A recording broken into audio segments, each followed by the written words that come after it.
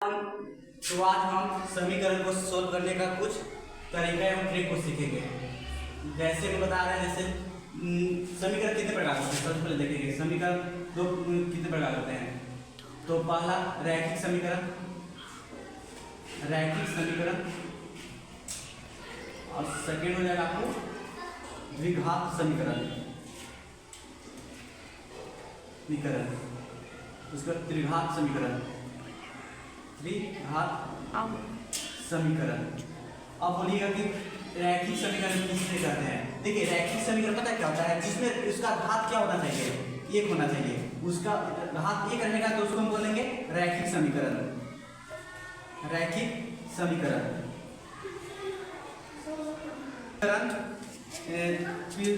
जिसका घात एक होना चाहिए। तो जैसे एग्जाम्पल 2x + 5 क्या है, x का घात 1 है, ये हो गया आपको रैखिक समीकरण। अब द्विघात समीकरण में आपको क्या हो जाएगा, द्विघात समीकरण में हो जाएगा आपका इसका घात क्या हो जाएगा, इसका घात 2 होगा। जैसे एग्जाम्पल 2x² + 3x + 5 = 0, क्या होगा आपका द्विघात समीकरण, जिसका घात कितना हो गया आपको, इसका घात हो गया 2।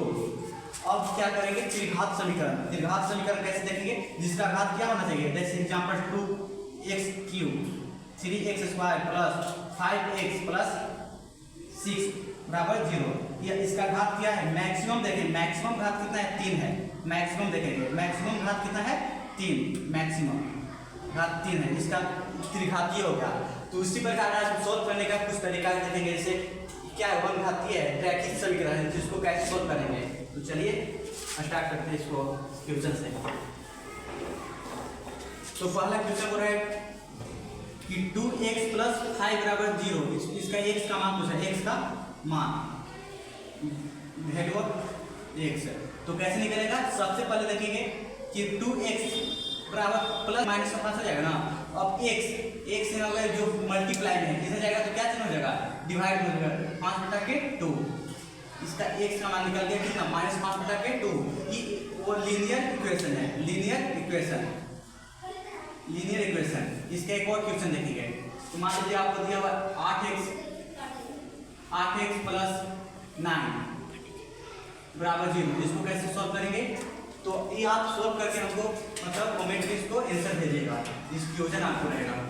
और इसका एक देखिए, इसको सॉल्व कर देते हैं। 8x बराबर क्या है, -8x + 9 = 0। तो 8x है ना, इसको प्लस भी हो जाएगा तो माइनस हो जाएगा। और 8x बराबर -9, तो x बराबर हो जाएगा -9/8। ये आपका लिख दिया x का वैल्यू। अब देखिए द्विघातीय समीकरण को कैसे सॉल्व किया जाता है। इसका एक और तरीका देखते हैं। मान लीजिए एक और तरीका नंबर सेकेंड। इसमें क्या करेंगे, इसको पुट करेंगे वैल्यू। जैसे एक एग्जांपल देते हैं, 8x + 3 = 0 है ना। अब तो x का वैल्यू निकालिए। x का वैल्यू कैसे निकल जाएगा, 8x बराबर -3 हो जाएगा।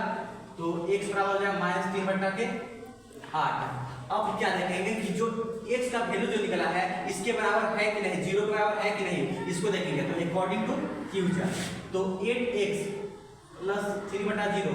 अब x का वैल्यू कितना रखेंगे, -3/8 + 3 = 0। अब 8 से 8 खत्म हो गया, -3 + 3 = 0, इससे कट गया तो 0 = 0।